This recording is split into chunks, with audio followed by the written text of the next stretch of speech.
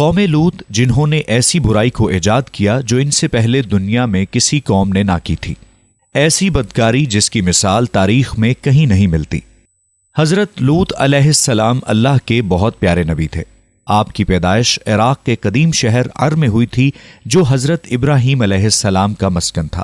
حضرت لوط علیہ السلام کے بہت سارے معجزات ہیں۔ آپ جس وقت بارش کے لیے دعا کرتے تھے تو آسمان بادلوں سے بھر جاتا اور خوب بارش ہوتی تھی۔ حضرت لوط علیہ السلام جس پتھر پر سر رکھ کر سوتے تھے اس پتھر پر آپ کے سر کا نشان بن جاتا تھا۔ سدوم وہ علاقہ تھا جہاں حضرت لوط علیہ السلام مبعوث فرمائے گئے تھے۔ سدوم کے آس پاس 5 نہایت ہی خوبصورت شہر آباد تھے، جن میں سے ہر ایک کی آبادی 1 لاکھ سے زیادہ تھی۔ یہ علاقے نہایت سرسبز و شاداب تھے اور قدرت کی فیاضی کے حسن کا شکار تھے۔ یہاں باغات کی کثرت تھی، لہلہاتی کھیتیاں یہاں ضرورت سے زیادہ تھیں۔ اردن، شام اور اسرائیل کے درمیان بسا ہوا یہ علاقہ نہایت ہی زرخیز تھا۔ وہاں طرح طرح کے اناج، پھل اور میوے بکثرت پیدا ہوتے تھے۔ یہی وجہ تھی کہ آس پاس کی بستیوں کے لوگ اپنی معاشی اور غذائی ضروریات کے لیے ان بستیوں کی طرف آتے تھے، مگر یہ بات اہل سدوم کو بالکل پسند نہ تھی۔ ان کا خیال تھا کہ ان بستیوں میں پیدا ہونے والے پھلوں، اناج اور سبزیوں پر صرف ان کا حق ہے۔ وہ نہیں چاہتے تھے کہ دوسری بستیوں کے لوگ ان کے علاقے میں آئیں۔ ایک دن سدوم کے لوگ اس بات پر غور و فکر کر رہے تھے کہ باہر سے آنے والے لوگوں کو یہاں آنے سے کیسے روکا جائے۔ اسی اثناء میں ایک بزرگ کی شکل میں ابلیس ان کی محفل میں آیا اور کہا کہ اگر تم ان سے جان چھڑانا چاہتے ہو تو میرے کہنے پر عمل کرو۔ اس اجنبی بزرگ کی بات لوگوں نے بہت توجہ سے سنی۔ دوسرے دن ابلیس ایک خوبصورت نوجوان لڑکے کے بھیس میں آیا اور انہیں اپنی عورتوں کی بجائے مردوں کے ساتھ فعل بد کرنا سکھایا۔ ابلیس نے کہا کہ اگر تم ان بستیوں کے لوگوں سے نجات چاہتے ہو تو تم ایسا کرو کہ جب بھی کوئی شخص تمہارے علاقے میں آئے تو تم لوگ زبردستی اس کے ساتھ اپنی خواہش پوری کرو۔ اس طرح یہ لوگ اس بستی میں آنا چھوڑ دیں گے۔ پھر ایسا ہی ہوا۔ اپنی نفسانی خواہشات کے لیے مردوں سے بدفعلی اس قوم کا دستور بن گیا تھا۔ یہاں بے حیائی عام ہو گئی تھی۔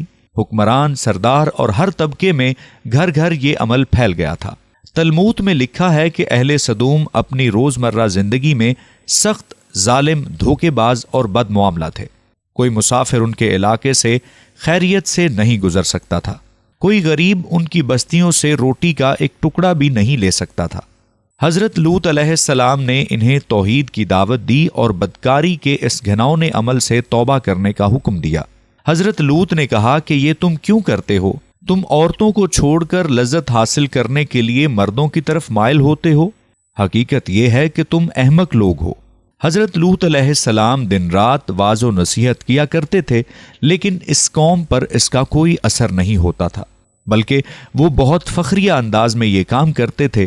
انہیں حضرت لوط کا سمجھانا بھی برا لگتا تھا، لہٰذا انہوں نے صاف صاف کہہ دیا کہ اگر تم ہمیں اسی طرح کہتے رہے اور ہمارے کاموں میں مداخلت کرتے رہے تو ہم تمہیں اپنے شہر سے نکال دیں گے۔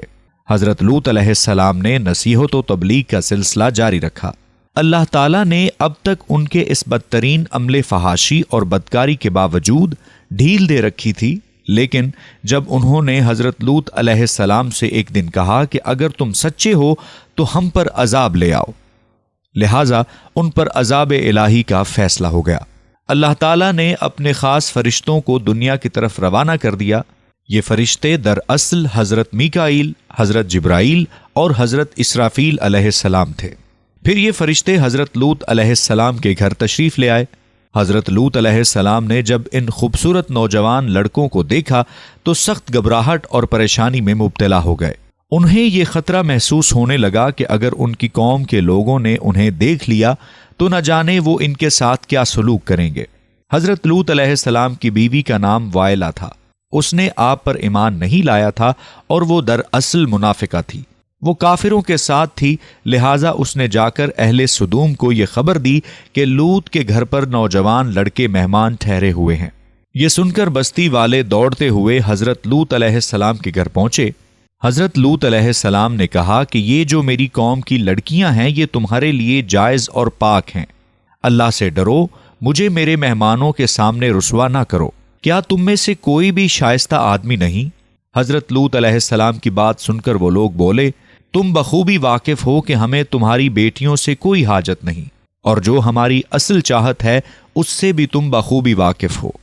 قوم لوط کے اس شرمسار جواب سے اندازہ لگایا جا سکتا ہے کہ وہ فعل بد میں کس حد تک مبتلا ہو چکے تھے۔ حضرت لوط علیہ السلام کی قوم ان کے گھر کی طرف دوڑتی ہوئی آئی تو حضرت لوط نے گھر کے دروازے بند کر دیے اور ان نوجوانوں کو ایک کمرے میں چھپا دیا۔ ان بدکار لوگوں نے آپ کے گھر کا گھیراؤ کیا اور ان میں سے کچھ آپ کے گھر کی دیوار پر چڑھنے کی کوشش میں مصروف ہو گئے۔ حضرت لوط علیہ السلام اپنے مہمانوں کی عزت کے خیال سے بہت گھبرائے ہوئے تھے۔ فرشتے یہ سب منظر دیکھ رہے تھے۔ انہوں نے جب حضرت لوط علیہ السلام کی بے بسی اور پریشانی کا یہ عالم دیکھا تو حقیقت سے پردہ اٹھاتے ہوئے یوں فرمایا، اے لوط، ہم تمہارے رب کے بھیجے ہوئے فرشتے ہیں، یہ لوگ ہرگز تم تک نہیں پہنچ سکیں گے۔ ابھی کچھ رات باقی ہے، تم اپنے گھر والوں کو لے کر چل پڑو اور تم میں سے کوئی شخص پیچھے مڑ کر نہ دیکھے۔ اہل سدوم حضرت لوط علیہ السلام کے گھر کا دروازہ توڑنے پر بضد تھے۔ حضرت جبرائیل علیہ السلام نے گھر سے باہر نکل کر اپنے پر کا ایک کونا انہیں مارا، جن سے ان کی آنکھوں کے ڈیلے باہر نکل آئے اور ان کی بصارت جاتی رہی۔ یہ خاص عذاب ان لوگوں کو پہنچا جو حضرت لوط علیہ السلام کے پاس بدنیتی سے آئے تھے۔ صبح کا آغاز ہوا تو اللہ کے حکم سے حضرت جبرائیل نے بستی کو اوپر سے اکھاڑ دیا اور اپنے بازو پر رکھ کر آسمان پر چڑھ گئے، یہاں تک کہ آسمان والوں نے بستی کے کتے کے بھونکنے اور مرغوں کے بولنے کی آوازیں سنی۔